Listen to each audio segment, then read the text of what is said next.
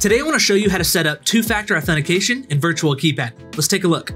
Once you're logged into Virtual Keypad, select Settings in the top right. Next, select Login.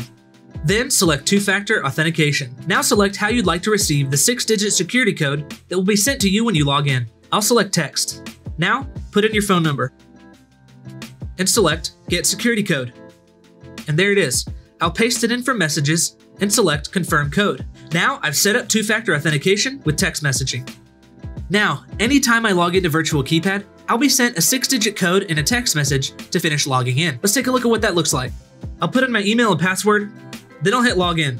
Now that I have two-factor set up, I'll be sent a code in a text message. I'll paste that in for messages, and then click Submit. And now I'm securely logged into Virtual Keypad.